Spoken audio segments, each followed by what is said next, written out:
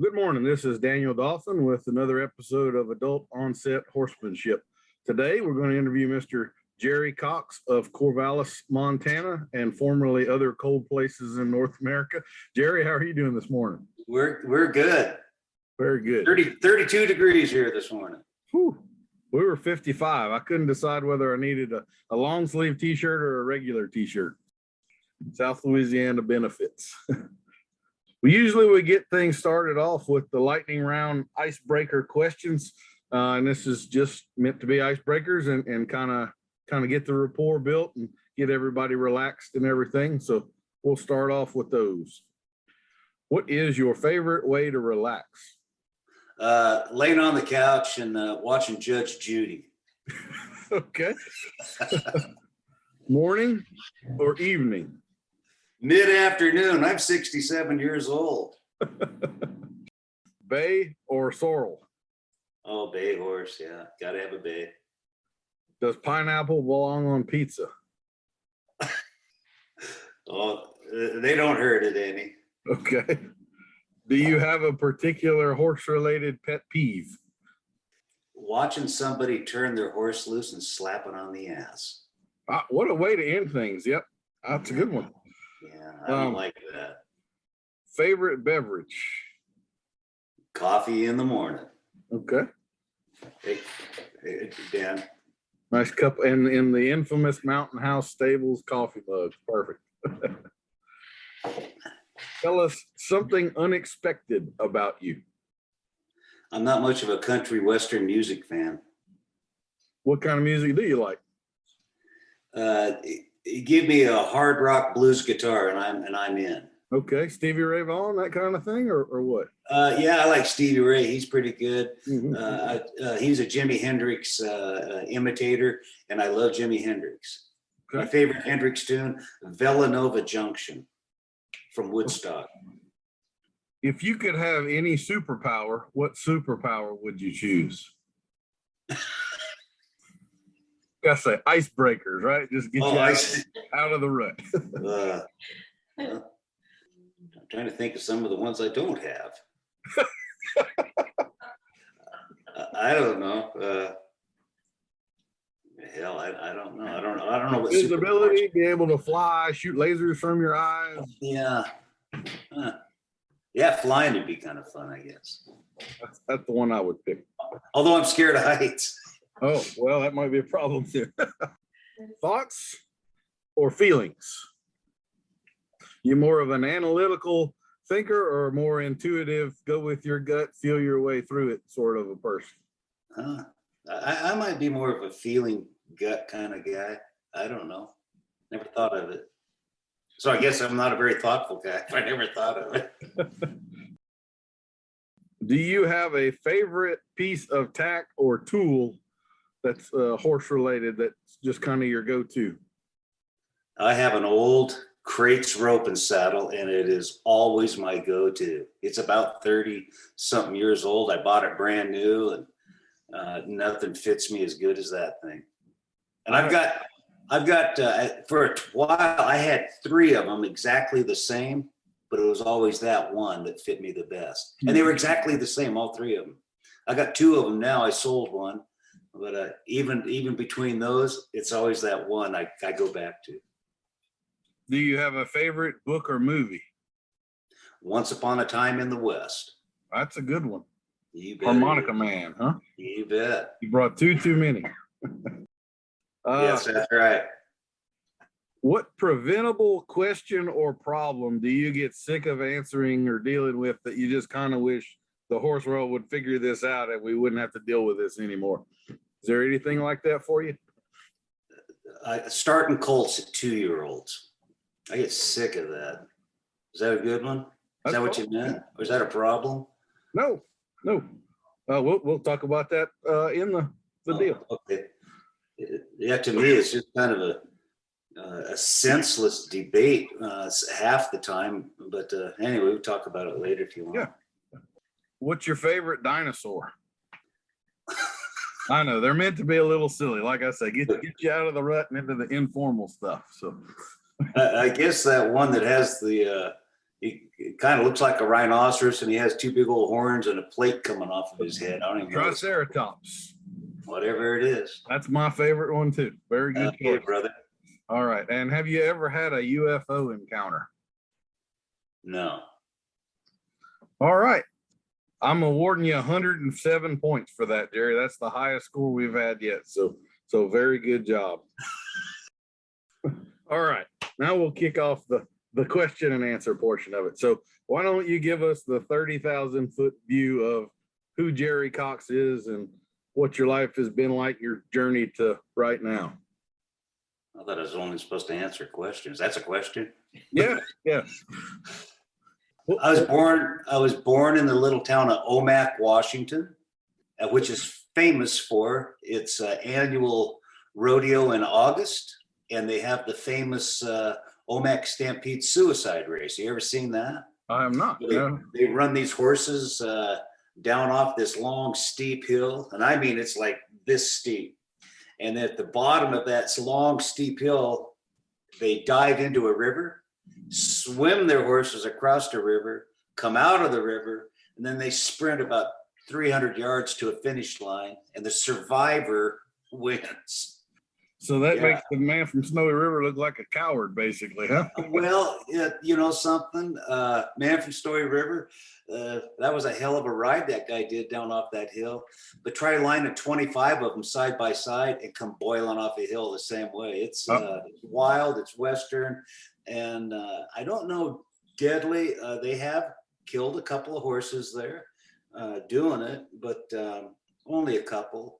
And as little kids, we all grew up wanting to be suicide racers, you know. My uncle won that race a few times, and I had a cousin win it twice. But look it up, suicide race, OMAC, O-M-A-K. So how did you get introduced to horses as a young boy? Other than that, I'm assuming your first ride wasn't in that race. How did that begin for you? No, but as little kids, my grandpa had an incredible ranch. He had 1,200 acres. He was a hardworking man. Bought that ranch when he was in his mid-20s and had a beautiful young wife. And he raised 5 children there and just worked like a dog and had no education. But somehow he bought that ranch and he worked it and he paid for it and he built up a herd of, I think he had like 450 Hereford cows and some bulls.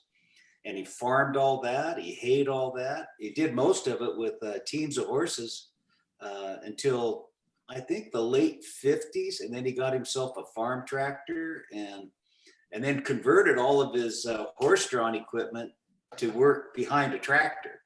So they were still mowing with the old horse-drawn sickle mower and the old horse-drawn rakes. So that they rigged it all up to go behind that old Ford tractor.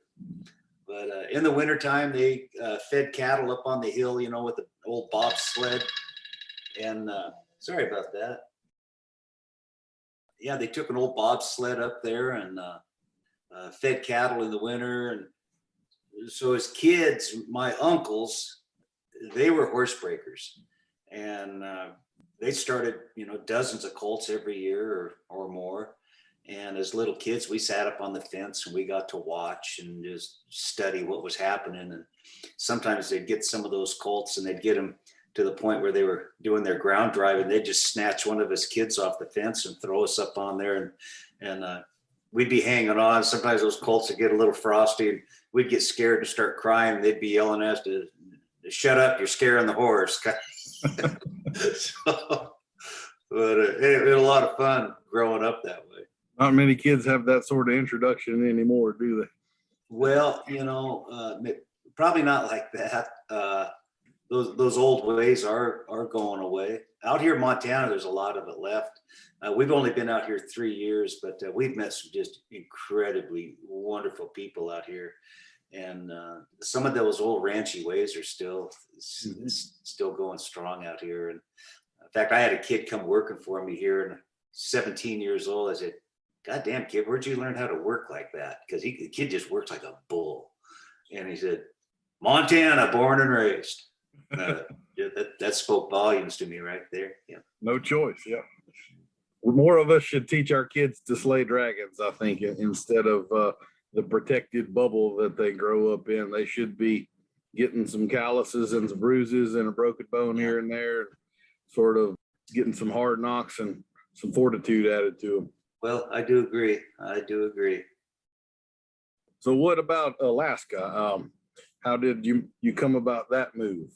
Well, Alaska's an interesting story. My folks divorced when I was young, and my dad went to Alaska in about 1965. I guess I was about 10 years old. And, well, I went to visit him in the summers. And by about that time, we'd moved away from ranch country and up to the coast of Washington. So I wasn't around horses out there. But I remember, some of the kids that I met, I'd be kind of envious. Some of the richer kids, their daughters had horses. And there were times where I'd ask them if I could go ride their horse or something, but we sure as hell couldn't afford one. But going to Alaska right after high school, my dad was still up there, and the Alaskan Pipeline was going on. And we lived in kind of an impoverished little area in Washington. There was kind of a dead end little town. And I just called him up and said, shit, I want to come up there, work on that pipeline. And he said, well, come on, let's help you figure that out. So I went up there and, worked on the pipeline, as a 19-year-old kid, got myself a truck driving job, up there. And that'd be my first job on the pipeline was hauling a fuel truck over Adigan Pass. It's like the most notorious hill on the whole Trans-Alaska Pipeline. It's 4.5 miles up the side of this hill at I think it was a 10% grade or something. And shit, I didn't know how to hardly drive a truck. I remember on the test drive, the guy took me out and kind of showed me how to drive it. And he said, when you get to that hill, you put that thing in first gear and you crawl to the top.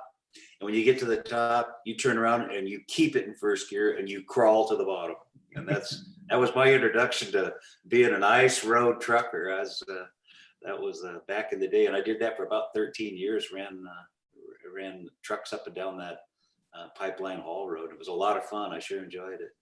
That's baptism by fire for sure. Yes, sir. It sure was. Roll that thing down a mountain, you're only going to do it one time, and then you don't have to worry about it anymore. Something. I saw several accidents. I had a couple of friends die in truck wrecks, and it was dangerous. You see the TV show, The Ice Road Truckers, and it's just kind of silly, most of those guys that I watch on that show, we would have fired. It was a little more, I don't know, it was kind of wild and western back in those days. There were a lot of guys like me that showed up, didn't really know how to drive or do anything. And hell, they just threw us in a piece of equipment and just hope we survived it, and we kind of, like you said, trial by fire. I kind of sought out the old timers and got advice from them, and because I did want to survive it. Yes, sir. Yeah, we want you brave but sensible, huh? Mm-hmm. So how did you get back into horses in Alaska? Believe it or not, there are a few horses in Alaska. And when I was in my early 20s, I bought a little cabin on the side of a mountain up there, and built myself a little barn and got myself a horse, I guess, when I was about 27 or so. It was kind of an interesting story. I met this old guy. He had a bunch of horses, and I'd go down there and I'd ride with him. And he had a couple of guys come up from Idaho that were horse breakers. And I went and hung out with those guys. And they were kind of old school horse breakers. And God, they reminded me of the way I grew up watching my uncles break horses. And so I kind of watched what they were doing. And then this guy let me start a couple of his colts, and then I kind of worked with these guys a little bit that summer. Well, then I just kind of started reaching out and studying, and got my own horse as a 2-year-old and started him. And back in those days, I didn't have a computer or anything. I didn't know how to look at videos or anything like that, but I would seek out anybody that had suggestions or advice, and I'd watch what they were doing, and I'd try to copy what they were doing, I guess. And then, a few years later, Al Dunning came to Alaska. Okay. And I went down and met him and watched one of his clinics. And I thought, man, this guy's handy, you know, and then I wanted to kind of pick up on some of those things. I didn't ride in his clinic, but I went and watched, and then a couple of other clinicians came and I went and watched. And then I thought, man, I'm going to enter one of those clinics one of these times. And then I rode with Les Boat. He came up there. I got to ride with Les a couple of times. And in fact, he filmed the clinic there in Alaska, and he used some of the clips with me in it to put in his Cowboy U video series. And I always tell one of my claims to fame is I'm in the Les Boat Clinic's video there. And I think he was probably saying, no, this is what you don't do. Watch this guy. Don't do it like that. I think that's why he picked those clips. But it was a lot of fun. And then from there, I just started trying to ride with, when I'd see a clinician come, I would try to sign up or go watch and just pick up pointers. And then people started asking me if I'd ride their horse for them or start their horse. And just grew from that. So you wound up with an app horse up there. Is that the one that you got then, or did you trade up to him? And old Sam Malone, my Appaloosa. Yeah. Kind of interesting story on old Sam Malone. I was kind of broke at the time. I'd been married and divorced and kind of hit rock bottom, but still had my little cabin there, and I was living in that. Somebody said, hey, there's a guy who's got a couple of horses for sale. And of course, I was curious. I went down to look and got here. He was about 8 months old, just handsome looking Appaloosa, you know. He was a bay horse with a perfect white blanket ass, and he was about 8 or 9 months old. And there was just something in my soul said, God, that horse belongs to me. And I think the guy wanted $700 or $800. Well, I didn't have any money to speak of. And this old guy that I was riding with, I was just bullshitting with him one day, and he says, do you want a horse? And I said, well, I don't know. And he said, I've got one down that he had given to his niece. And he says, she doesn't ride him anymore. If you want him, you can have him. So I went down, picked up the horse, brought him home, and got him cleaned up, trimmed his feet, got him shod, you know, started riding him a little bit and getting him going. And then right down the road from me, there was a pretty nice barn down there. God, this Appaloosa shows up there one day. He's just approaching 2. And I swing in there, and this lady had bought him. And she'd had him for almost a year, I guess. And I rode up on my little horse, and I was looking at him. And I said, well, what are you going to do with him? And she was scared of him because he was pretty gentle, you know, but she was scared to be the first person to ride him and all that. I said, well, let's bring him out and play with him. So I brought him out. We worked with him, and hell, pretty soon I just slung a saddle up on him and moved him around a little bit. And I said, well, hell, let's just step up on him. So I just stepped up on him. Heck, he was pretty good. He kind of jumped around a little bit, and I just kind of got him lined out. And I said, let's take him for a ride. And she said, are you serious? And I said, yeah, let's swap saddles. So I put my saddle on him and put her saddle on my little horse. And away we went for, I don't know, maybe about an hour ride. And she's giggling and smiling. I've owned a horse for a year, and I'm finally getting to ride one. And of course, I'd look over there and I'd say, oh yeah, you look good on him too. You know, he's just the right size for you, and he's gentle and he's ready. And pretty soon I said, heck, we ought to trade. He goes, are you serious? I said, yeah. She goes, okay. So we traded right there on the spot. I took old Sam Malone home, and kind of the rest is history. He went on to become a great horse. We had him till he was 26, and then he just passed, you know, got some old age issues, but goddamn, he won every endurance race he was ever in.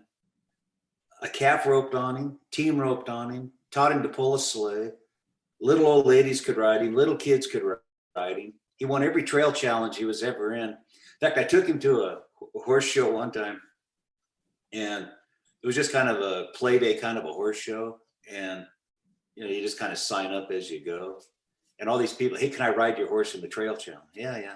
So when they announced all the winners, they said, in first place, Gerry Cox, Sam Malone. Second place, Steve so-and-so, Sam Malone. Third place, Cindy so-and-so, Sam Malone, Sam Malone, Sam Malone. He took like the top 5 places. I was pretty proud of him for it. So were you a Cheers television show fan? Is that where the name came from, or? Oh, well, I don't know that I was really a Cheers television fan, but the gal had named him Sam. And so when he came to me, I mean, just Sam alone just rolled off my tongue, and there it was. It's stuff. Okay. Yeah. It makes him memorable for sure. Yeah, he was a fun horse. So I'll tell you a quick story on the endurance ride. I was out, my little cabin sat up on the side of the mountain, and I could just go right out the back door and up over the hill and into a big state park. And hell, I was up there riding him around one time, and here come these two gals, trot, trot, trot, trot, trot on their horses. And I just kind of pulled off the side and hello, ladies, as they rode by. And they stopped. Hey, are you out training for the endurance race? I said, well, what's that? I'd never even heard of one. And they said, yeah, there's a big endurance race this next weekend or something down at this little park. I said, well, what is it? I said, well, it's 30 miles. You know, and you come ride your horse, and they got to do these vet checks and all this bullshit, you know. And I said, well, gosh. They said, you ought to enter it. And I said, well, God, I haven't been training for anything like that. And I said, but maybe I'll come down there to watch it and help. And so that Sunday or whatever it was, I just crawled up on my old horse and just kind of long trotted him down to where they're doing this endurance race. It's about 6 miles down the road. And I pulled in there, and I knew a bunch of the horse people there. And I didn't have any money in my pocket or anything, you know. I said, well, I just came to help, you know, maybe give me a walkie-talkie and some bottles of water in my saddlebags. And said, and I'll just kind of bring up the trail. And if anybody's having trouble, I can call it in or stop and help somebody, whatever, right? And they said, oh, no, you need to enter, Gerry. You need to enter it. And I said, well, I don't have any money. And, well, hell, they pooled some money. I think it was a $35 entry fee or whatever. And they paid my entry fee, and they gave me a vest. Oh, shit. So there's probably, I don't know, 35, 40 riders in this 30-mile race. So I didn't really know what to expect. And I didn't know about the vet checks or any of this shit. So the gun goes off, and away we go, and trotting down the road. And I'm just kind of talking to people as we're going, trying to figure out what an endurance race was. And every 7.5 miles, you got to stop for a vet check. So we made about 7 miles down the trail there and looped back to wherever these vets were. And you got to take your horse over there. And once their respiratory rate gets down and their heart rate gets down to a certain level, then you start, I think, a mandatory 10-minute rest or something. And I rode in there. They vet checked him.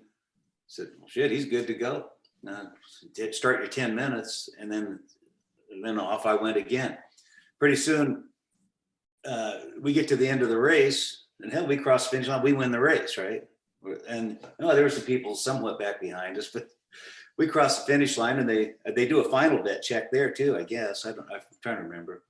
But anyway, at the end, Sam Malone not only won the 30-mile race, but they voted him the best conditioned horse because I guess I've been riding him enough. I didn't have to be out doing any special training, you know.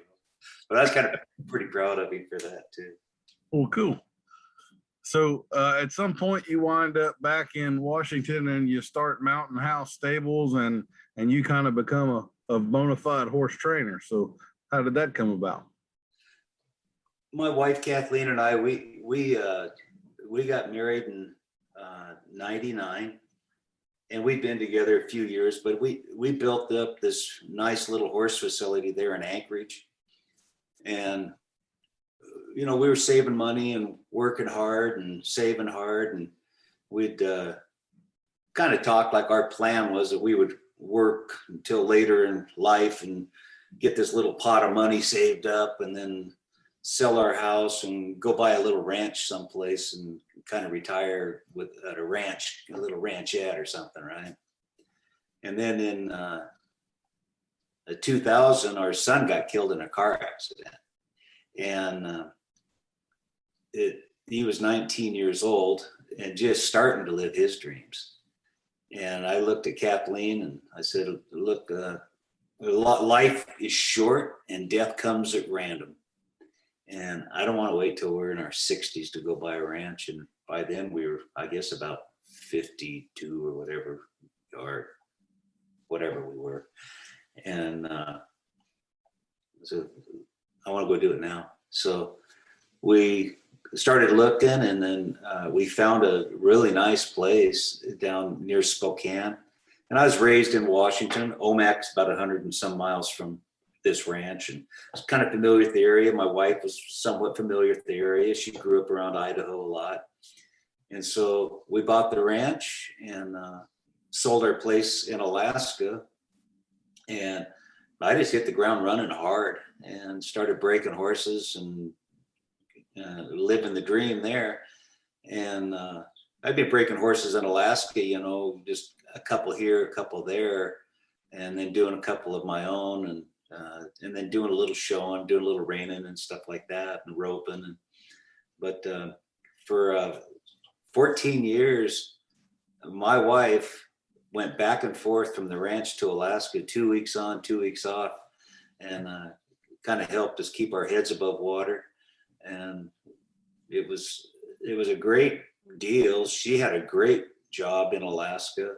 She created a entry-level construction training program up there. She had training centers all over the state, and I don't know, several thousand people went through that training program over the 14 years.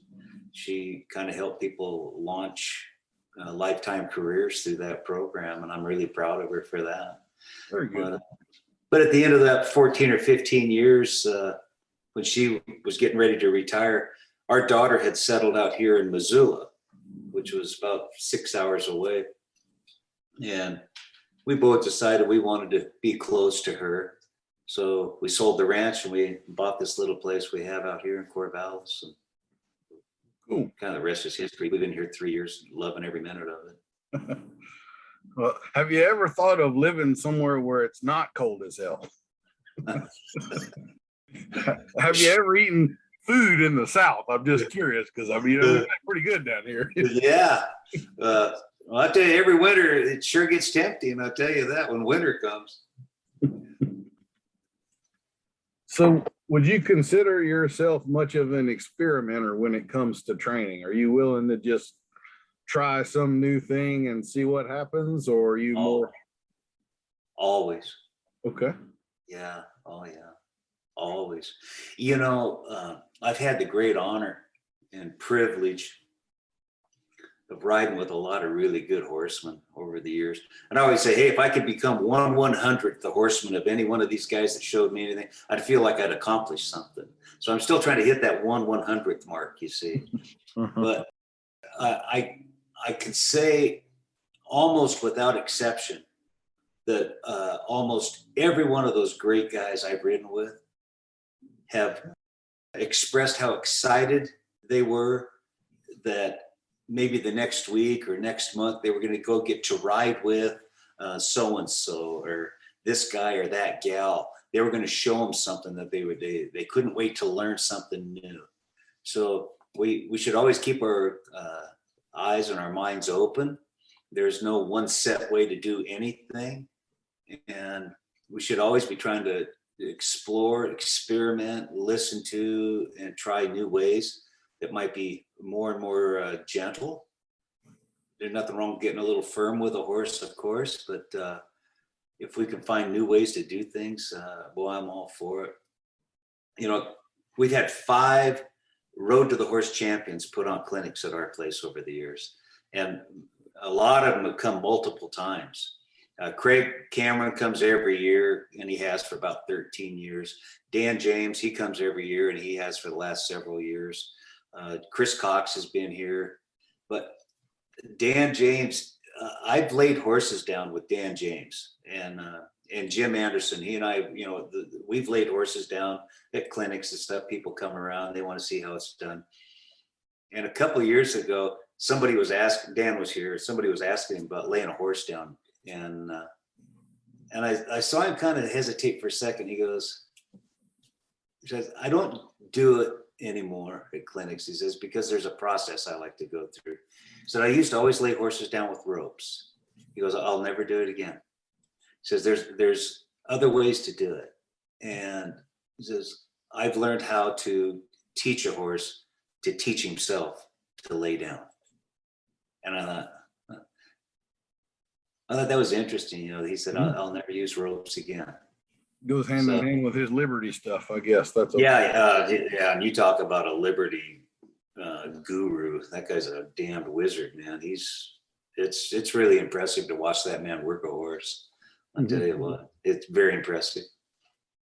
He seems like a genuinely good guy and a fun dude to be around too. Oh, one of the best. One of the best.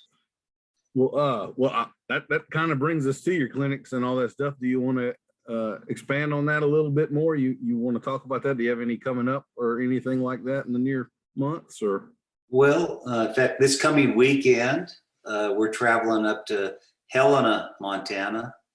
I don't know how far away is that, Kath? 3 hours? Yeah, it's about 3 hours away, and we're doing a little clinic there. It's a yearling clinic, so the horses will all be about 18 months old, and they've never been saddled or bridled or anything like that. I mean, they're all gentled. I've never met any of them, but I'm gonna go up there, and I think there'll be 5 or 6 horses, and I try to keep those kinds of classes small, and we'll do some groundwork and try to get the horses moving hips and shoulders and listening and softening and getting them prepared for their first saddle. And then we'll get them all saddled and we'll work them around, and then we'll teach them how to take their first bridle. And then we'll get them flexing off of the bit there a little bit. And then hopefully at the end of the second day, or even in the morning of the second day, we'll start ground driving them a little and just kind of get the idea in their head, and then come back and do it again in the afternoon and get them all ground driving good and softening to the reins and responding to rein pressure. That's our next clinic, but we put on quite a few of them here every year, and I do introduction to horsemanship and groundwork, and then riding skills. I have this little exercise. I got one right here. Now, I didn't stage this, I promise you. But did I send you one of these? I don't think so. One of these little exercise cards? I don't believe. Oh, shit. You're getting one. So I got this, what I call my 12 basic ground skills. I like every horse to know how to do. Then I got what I call my 12 basic saddle skills. I think every horse should know how to do. All right. And that's what I teach at my classes. You know, and I tell people, even if it's my favorite old horse, I bring him in. I do a check through all the ground skills, make sure his mind is with me today. And when I get on him, I check all those 12 saddle skills, make sure he's with me. Then I go riding. But I don't you'll never see me just throw a saddle on an old horse and just get out there and ride him. I don't care if I've been riding him for 10 or 12 years. I mean, I always do a little checkout on him, just like kind of a pilot's checklist, you know? Yeah. Not a bad deal. Yeah. Hey, I'm going to send you one of these. Do you have one of these?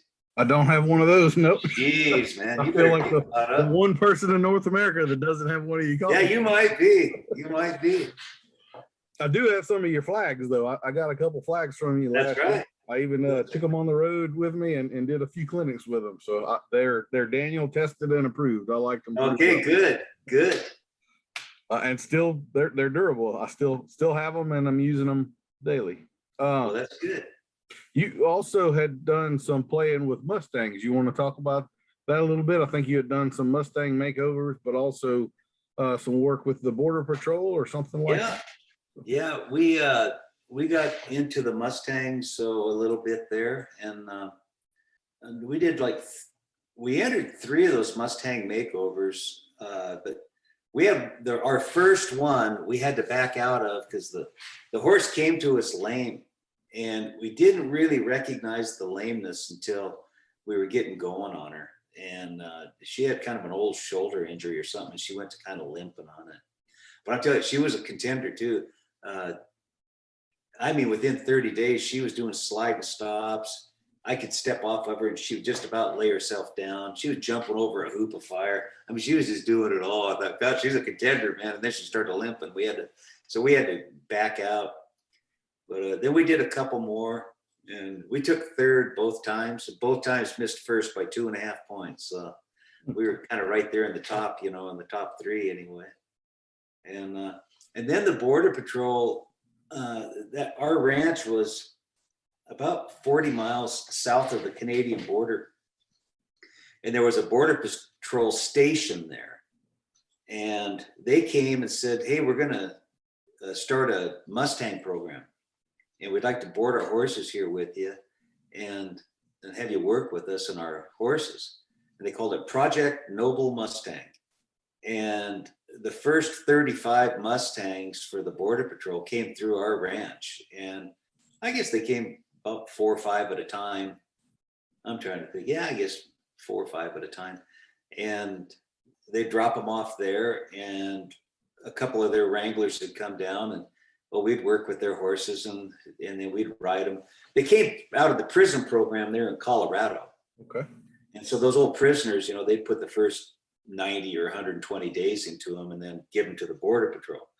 And then we'd work with them at our place, and these guys would ride them for a couple of months and then ship them off to other border stations. And then they'd get 4 or 5 more. And so we ran 35 of them through our little place there.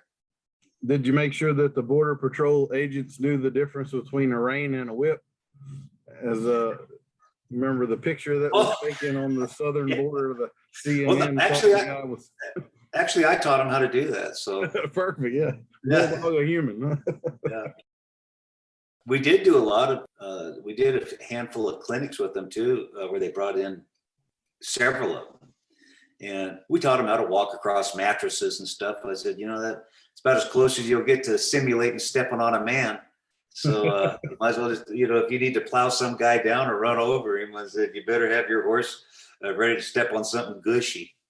so we rode them across mattresses and just all kinds of stuff. And I was quite honored too. They came and practiced and put together a little parade show with about 12 of them, I guess, and they hauled them off and they rode in an inaugural parade when Barack Obama became president. So yeah, that was kind of fun to be a part of that. I figured I would ask this here. Usually when I ask if you're an experimenter, I then ask for your most spectacular failure, something that you tried that blew up in your face. I figured that might be tied with the Mustangs. So I would stick the question here. Is there a happening or event that you can recall that just made you go, yeah, I won't do that again, or anything like that? I had a lady bring me a horse one time, and I didn't know the horse. I just kind of knew of it. And I'd seen her ride it a few times, and she'd had some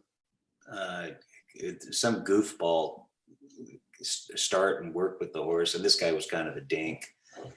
And she brought me this horse, and it was fat as a butterball anyway.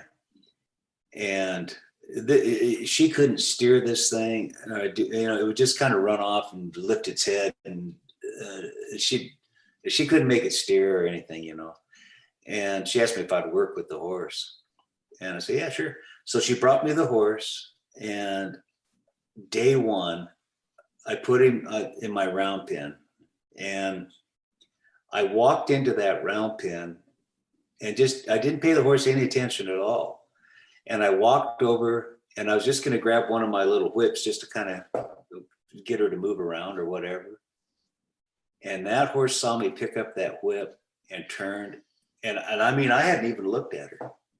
And out of the corner of my eye, she was headed for the gate and tried to jump the gate. And she hung her armpit and opened up her armpit.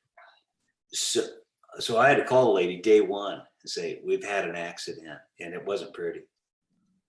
So what I learned from that was whatever horse you put in that round pen, if you go put too much pressure on them and they're wanting to climb out, it's kind of your fault.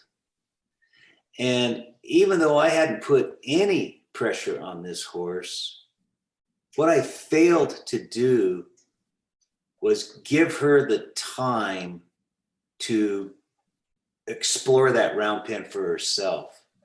Because I just turned her loose in there, closed the gate, walked over there and started to pick up a whip. And that's all it took. And she was gone. Now, this guy must have, choused her pretty hard. And I've watched that guy before. I know who he is. And he's pretty hard on a horse. And so I learned something there, and I felt terrible about the horse getting hurt.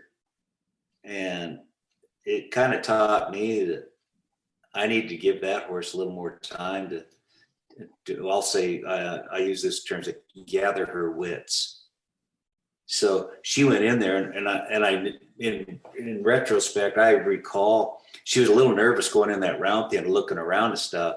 And I never gave her the opportunity to come down and gather her wits and then start in on her. And so on that note, I'm very cautious. I don't care who the horse is. I'm very cautious the way I just turn a horse loose in a round pen from that day and that experience, and just kind of watch and see if they have gathered their wits and if they are ready for me to approach and engage them. Is that kind of what you were looking for? Yeah, no, that's a good one. That actually brings to mind a similar story. I wouldn't say this was an experiment of mine, but we had a customer when I was in college. He was an insurance agent and a guy that was pretty well off, but very notorious for looking for the cheapest deal that had something wrong with it that he could find in the horse world. And he bought these two half-brother Pasafinas and brought them to the barn, and they were some snorty. I mean, like you'd enter the stall with them and they would go to the back corner and, that kind of. Oh, yeah. And I got the first one and brought him to the round pen. And I had done, like you just said, turn him loose in the round pen. And then I'm getting my gear. I'm bringing my saddle and my pad and everything. And just like you said, I'm not really paying attention to the horse at all. And I sling the saddle pad up on the side of the round pen and the saddle. And that horse in the round pen went and jumped out on the other side. And I wasn't even in the round pen with him. I was on the outside just putting my gear up. And he actually knocked himself out. I didn't know a horse could do this, but he didn't clear it smoothly. He hung on his stifles, which kind of catapulted him down and hit on his chin. And I'm running around there, and I mean, he's just out cold. I thought he was dead. I was like, oh my God, he just broke his neck. And sure enough, here in a couple of seconds, he kind of comes to and gets up and starts staggering around. But what you said is exactly, I always frame it this way. The horse is the one that chooses how much pressure it takes and how much pressure is too much. And our relative thing of normal doesn't necessarily apply to that horse right there. So for some horses, a little bit of pressure can be way too much. That's right. Good lessons. Fortunately, you don't run across many of those. Yeah. And, and that's why when I'm kind of working with people, I'm a petter, not a patter. And you asked pet peeves earlier. It's a pet peeve of mine to watch people watch them just walk and start slapping on a horse or patting them. And I'll say, hey, pet, don't pat. Pet, don't pat. And almost everything I'm trying to teach, I said, we're not here to try to learn how to work with this horse. We want to try to have habits that we'll take to any horse we meet. And you walk up to some horse that you don't know, and you go to pat on him, you may spook him or ignite him to think, man, he better go on the fight. And the example I gave was, we had a Mustang in one time. Oh God, she was a man eater. I'm telling you, this thing was dangerous. And I got her caught, haltered, somewhat, settled. I was getting her saddled, and she was bucking almost every time I saddled her. I mean, I just did everything I could to help this horse figure it all out. And finally getting her settled, and I'm petting on her, and I'm just kind of stroking on her. And anytime somebody come up to the round pit, say, hey, come in here and just pet on this horse with me, because I want her to start liking humans, right? And this guy came walking up one time. I said, well, come in here and pet on this horse with me. And he walks up there and he put his hand, I said, don't pat. And he went to whack her on the neck like that. And I mean, like that quick. She gnashed out with her teeth, just missed his face, and then struck out with her left front foot and just missed him again. I mean, by an inch. I said, Jesus, man. Then she was spooked, and then, I said, Jesus. I said, Pat, don't pat. He goes, well, I pat all my horses. I said, well, she ain't your horse. You don't know her. I said, pat her, don't pat her. I said, you spooked her, man. I said, oh, God, I thought he might have gotten killed right then and there. You get pawed in the face, man. It's over. So anyway, pat, don't pat is kind of one of my little catchphrases I use a lot. So you do what you want at home. I don't care. And there's a time and a place. I'm not saying I never pat on a horse, because I do.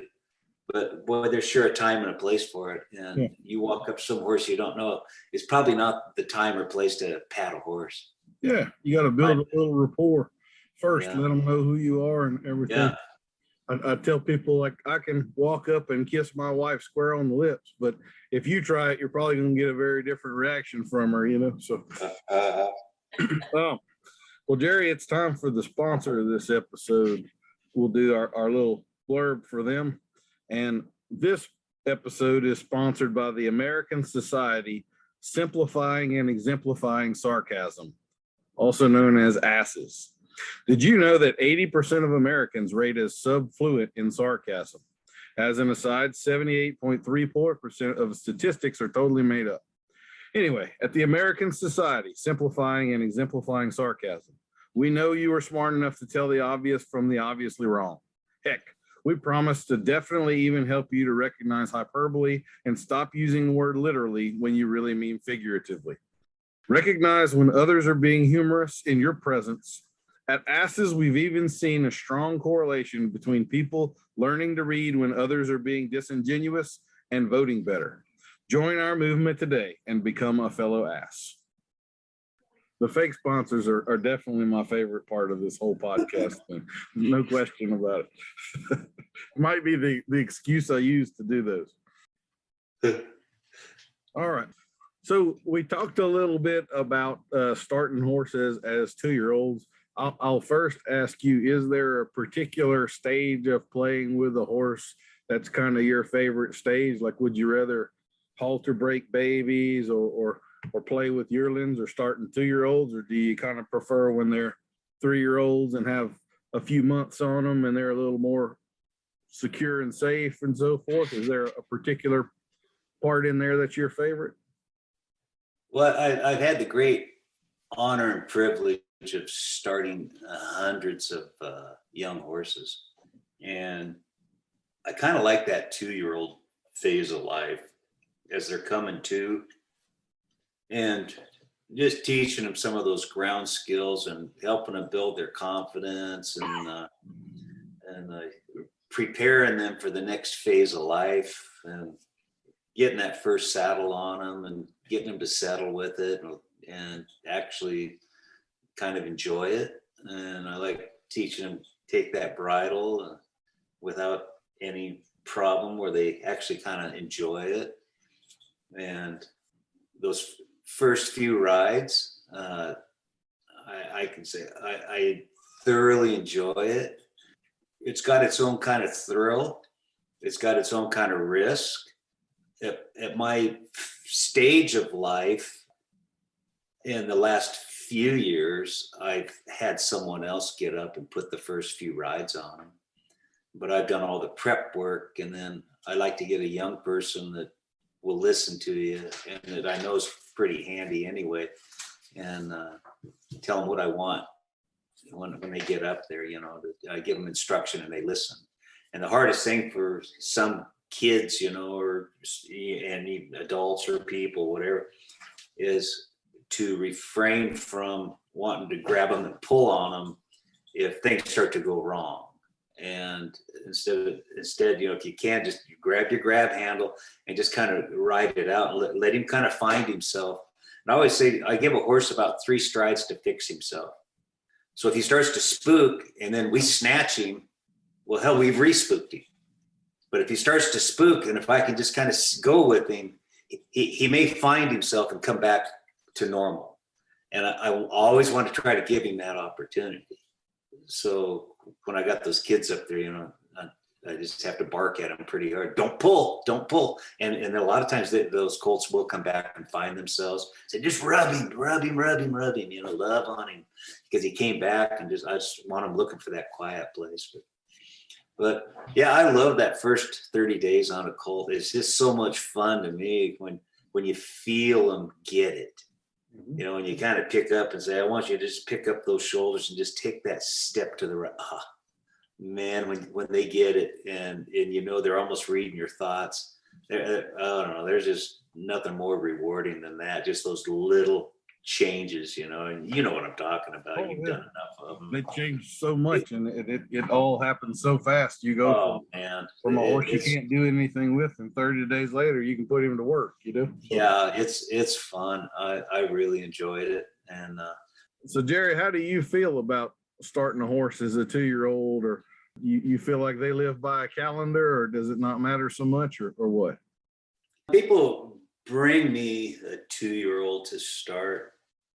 I generally just look him over and see if he's of a robust enough stature to carry a rider. I mean, if he's a real fine boned, skinny little runted kind of a horse, I'd probably not get on one that looked like he was fragile.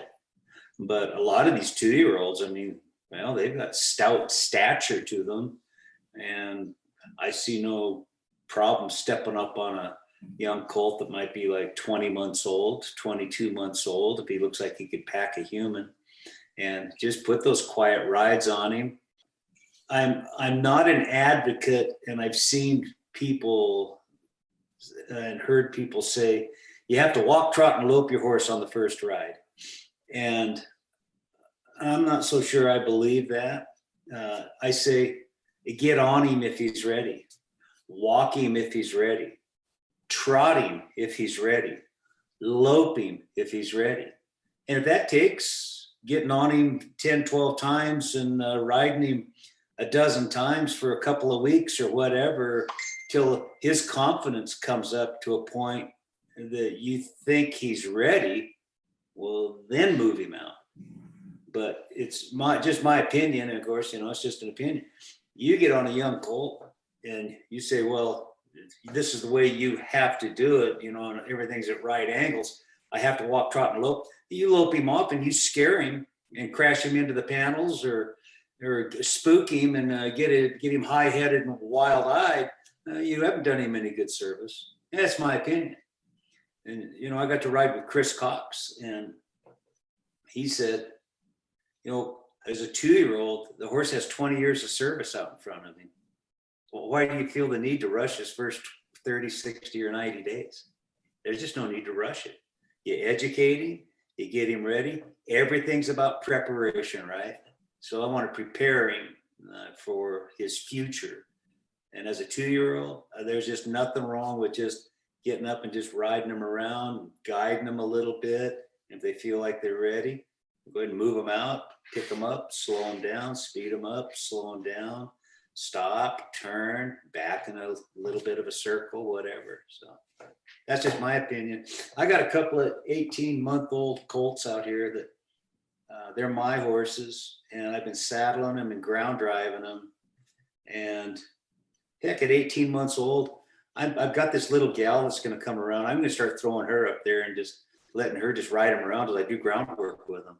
And she weighs 120 pounds, she's not going to hurt her. And then they get used to, motion up there and her moving around. She'll be rubbing on them and moving back and forth, and they'll start feeling a human on their back. So can you hurt one? Yeah, you sure can. If I always say this, can you hurt a colt by riding him at 2? Yeah, you sure can, if you want to. I don't want to, and I know you don't want to, and none of us should want to. But if you override one, you sure as hell could hurt one. And my advice is don't override your colt. Yep. I feel a lot more protective of them now than what I did when I was younger, and particularly the really athletic ones that want to stop hard. I make sure that those downward transitions are smooth and easy, and we might like lope and then break down to a trot and then stop, rather than trying to mark 10-foot 11s on him and that sort of thing. That's right. Yeah. I also Educate them. found when I was in the cutting horse futurity game, it's a real common thing. And in fact, we even have a job title called loper. And they're basically the usually young girls, and they're warming horses up. And probably 15 years ago, I stopped loping and I started long trotting, and just long trot a few circles and then go work the cow on them. And my hock injections and stuff went down about 75% after that. People think it's the hard stops and all that really hurts the horses, but in my experience, it's the wear and tear of loping all those circles that does more damage than anything else. I think you might be right. Yeah. So, but like you, I don't think they respond to a calendar, and I've started piles of 20 or 22-month-old horses, and as long as you use good sense and you're protective of them. I have fortunately been doing this long enough that now some of the first horses that I started are old horses and starting to age out and die of old age. But I know for a fact I've got several in their 20s that are still going right now that we started as 2-year-olds way back when. I don't think it's a death sentence. And I have to say, back in 2007, when the slaughter horse ban hit, and it so dramatically changed the horse market, all of a sudden I started getting 6-year-olds and 8-year-olds and 10-year-olds into break that had been sitting out in pasture. And I have actually had more soundness issues starting those older horses than I ever had starting the young horses. And I think, like you had alluded with the Mustang that you had, that's pretty common in those competitions. I don't know if you know this, but about a third of the horses that they start for each of those Mustang makeovers don't stay sound enough to go into the competition in the end. I didn't know that. I think there's something with the horses that get to a certain age and they haven't. It's like taking a 40-year-old guy and he's never exercised and then making him run marathons. Well, yeah, his knees are going to give him some problems, but you mean guys like you and me? Yeah. But if you take a 12-year-old kid that ran cross country and they never stopped running, well, by the time they're 40, they're still running marathons, right? It's not a problem. So anyway, people kind of lose their minds over some of that stuff sometimes. Yeah, I think so. Get a little too emotional about it. And I think you shouldn't ride until they're 5 or 6 or whatever. You're just kind of, I just think it's rather silly. But makes life a lot harder on us too. The mind of a 5-year-old is significantly more set in its ways than the mind of a 2-year-old. And physically, they're a lot bigger and stronger and can hurt you. So and and for me, my opinion, for my own personal young horses, I'll kind of get them started, and then like even these guys, I've had them for almost 3 months, I guess. The one horse just 2 months, but I'll work with them for a few days, give them a few days off, bring them back, work with them for a few days, give them a few days off, and then when you bring them back, man, their retention's so good. But if you just kind of grind and drill on them, you'll kind of burn them out. And that's my opinion. You overwork a young horse and you burn him out and you sour him on what you want him to become. You make him sour, he'll hate to see you come. I've seen that happen. I can't say I've ever done it, but I've seen people do it. They just sour a horse where he just hates it when the human comes up to catching his shit. You guys are just going to work me to death. But you just build them up, turn them out, and work with them a little at a time. And I think you get a little bit better horse out of the deal. It's just my opinion on it. Your years of doing this, I'm sure you've learned a lot of lessons. Is there any particular thing that you wish you could go back and tell an 18-year-old Gerry, hey kid, when you're messing with these horses, you need to watch out for this, or hold yourself back here, or what? What advice would you give the younger Gerry? The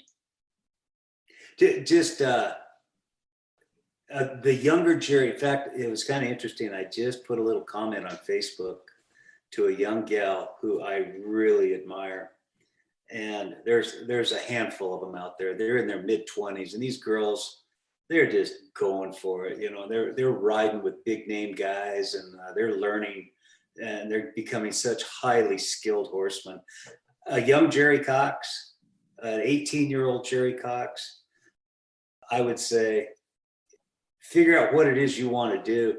And in your early 20s, go align yourself with some of these guys and go work for free. Go work for biscuits and gravy, sleep in your truck, whatever it takes to learn from those master horsemen. And go learn what you're supposed to know then instead of later in life. You know, don't go through the school of hard knocks. Go through and go get educated by educators.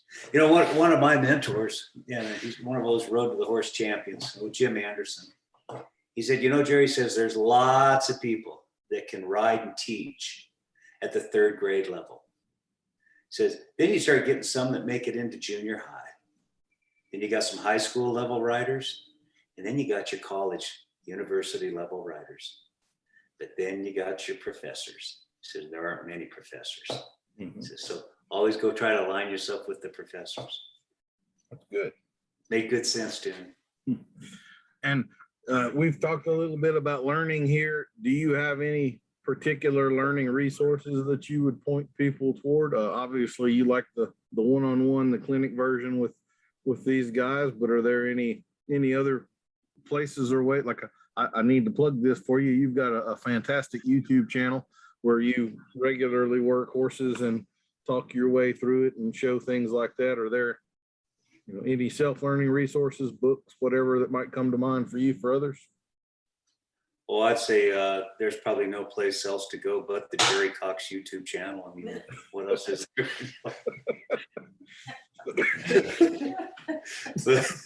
I love that. And he's humble. Yeah, thank you, babe.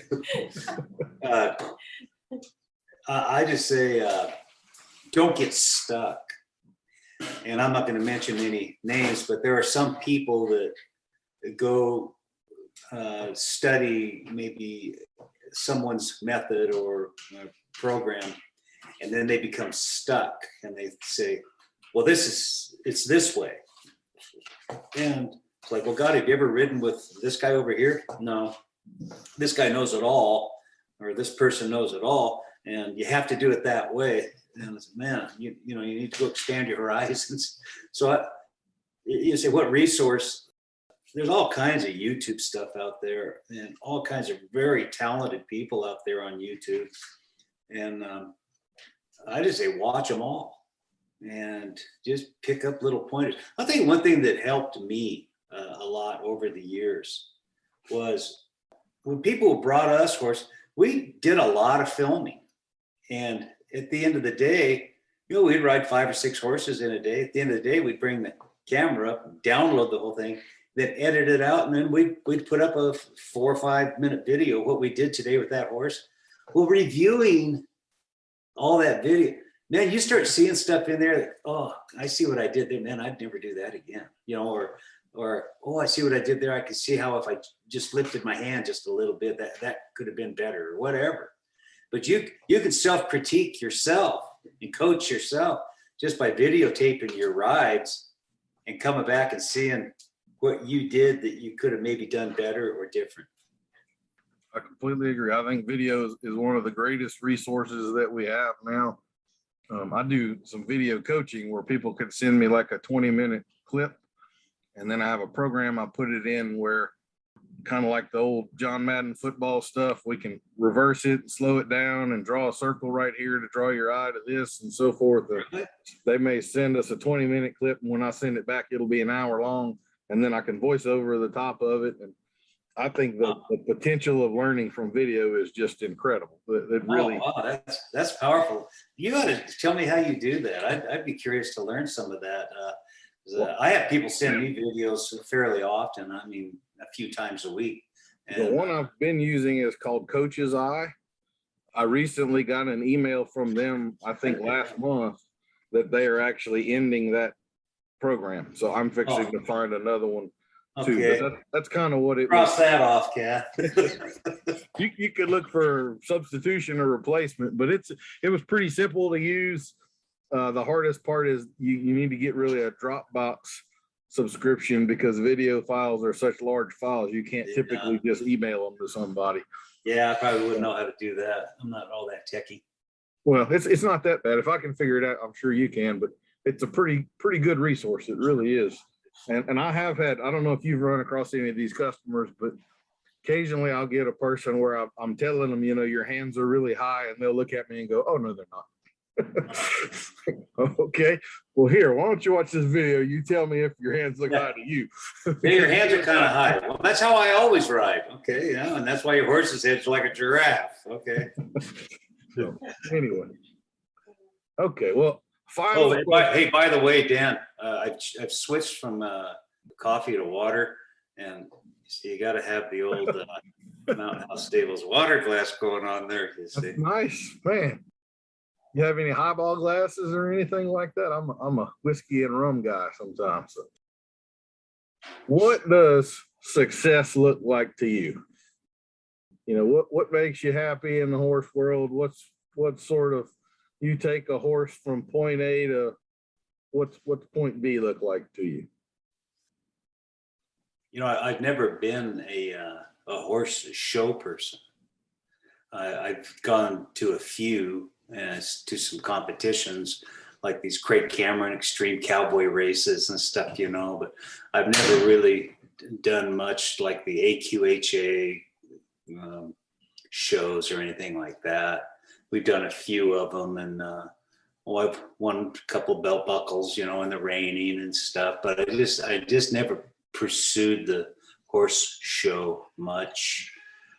Done some roping at the rodeos and stuff like that, which I really enjoyed.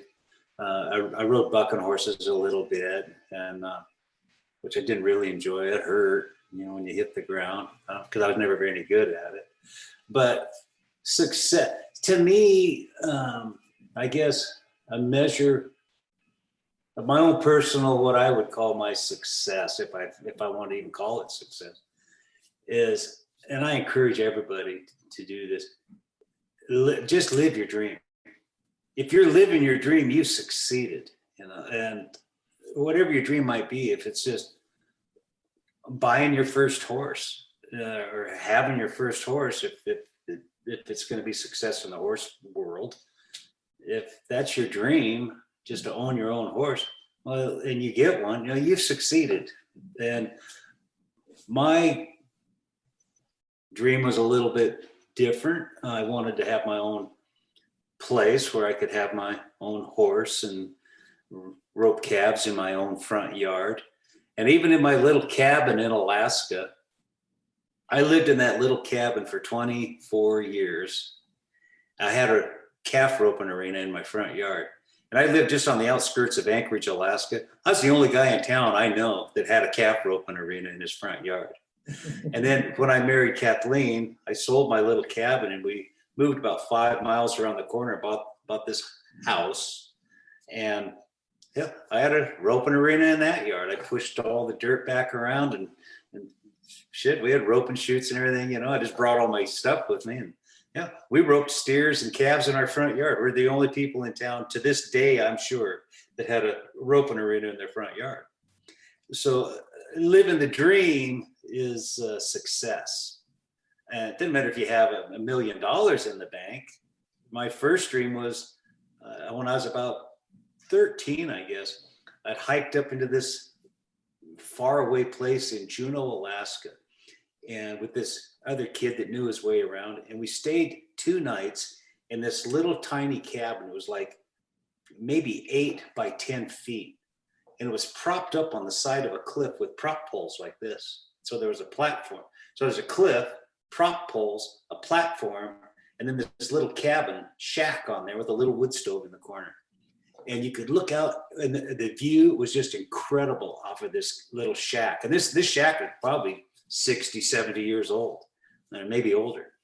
And I remember laying there in my sleeping bag, and the door was open. I could see down out of this canyon, and there was Mendenhall Glacier down there. I remember laying there on the floor at night, looking down there, and I said, one of these days, I'm going to live in a little cabin on the side of a mountain in Alaska with a 1,000,000-mile view. When I was 22 years old, I found that cabin, and I bought it, and I lived that dream for 24 years. That's success. Did I have any money in the bank? No. I didn't give a shit about that. Every night, man, I'd look out off of that cabin and I thought, man, I'm living the dream. So that's success, brother. That's success. I think one of the best successes you've had is finding that lady that'll let you keep building calf roping arenas in the front yard. Well, She's pretty special there. I tell you what, me and you both, brother. I know you do the same. You wake up every morning, you kind of pinch yourself that they'll have us. Yeah, lucky man. Yep, absolutely. Well, Gerry, it's been a wonderful conversation. You're sure an interesting guy, and I've enjoyed picking your brain a little bit. I sure appreciate you coming on here with us. Yeah, you bet. I appreciate the opportunity. And hey, if you ever find your way out in Montana, we're just about 1 hour south of Missoula. Okay. And there's always a place for you to bunk up here with us. That sounds great. Okay, brother. All right. Well, thank you much, man. I sure appreciate it. And send me your mailing address. I'll have a coffee cup and a whiskey glass coming your way. That sounds awesome. Yep. Okay. I have never thought of the coffee mug marketing plan, but that's pretty slick, reminding of you every morning, huh? Hey, let me tell you a quick story on those coffee cups. Years ago, I had some coffee cups made up, and just for the fun of it, and I gave a few away. And I'll bet we have given away 1,000 of those coffee cups over the years. Wherever we travel, we throw a few coffee cups in a bag, give them away. And they're all over the world. I had a lady going to China, and I said, here, I just mailed her a couple of coffee cups and a t-shirt. And when she got to China, she found somebody, gave them the t-shirt, and here's some Chinese girl over there wearing one of our Mountain House Stables t-shirts. And then she was taking pictures of my coffee cup here and there. And then she went to one place, a store, I guess, and there must have been 1,000 coffee cups in there for sale. And she took one out and she hung one of our coffee cups there, took a picture of it, then left it there. So we did that a few times. We went to Ireland one year, and we stopped at some little place, and here's a bunch of coffee cups. I just took one of theirs down and hung one of ours, just left it there. But I've got one of my coffee mugs is in Antarctica, and there was one of my Facebook horse lady friends posted a picture of her. She works in Antarctica. She's wearing a black bikini, standing out on the ice and holding up American flag or something. I forget what. And so I sent her a message. I said, hey, I'm sending you one of my coffee cups, but I want black bikini on the ice holding up a Mountain House Stables mug. So she just got back there just a few days ago. So I'm anxious to get that photo. But that's perfect. They're all over hell, man. We've had a lot of fun giving them away, and they've been a lot of fun. It's been one of the surreal things for me. I think there was 1 week that I did a consultation phone call to someone in Canada, someone in Norway, and maybe someone in South Africa. And just the whole idea of in what world is it a normal thing to talk to people halfway around the world about a horse? You know, I mean, it's surreal. And then the DVD that we have that on every continent but Antarctica. And I don't foresee an Antarctica connection, but maybe I need to pull on you a little bit harder. I can get a black bikini picture with one of my DVDs or something. I'm going to set you up. That would be something. I'll tell you what. Yeah, you betcha. And by the way, I've loaned your video to a couple of different people. And so you need to go watch this because they want to come ask me about, well, what do you think of this bit? And I look at that Tom Thumb bit and you take that thing out. Let me show you a couple things. But yeah, I've loaned that video to a couple of different people so they can watch it, study it, and kind of think about, what their hands are doing to that horse's face, So it's a great video, by the way. You did a lot of work on it and a lot of research. It's very professionally done. Thank you. We hope it makes a dent at some point. So yeah. All right. Well, once again, Gerry, thank you very much for coming on. It's been a pleasure. You too, sir. Thank you. Take care.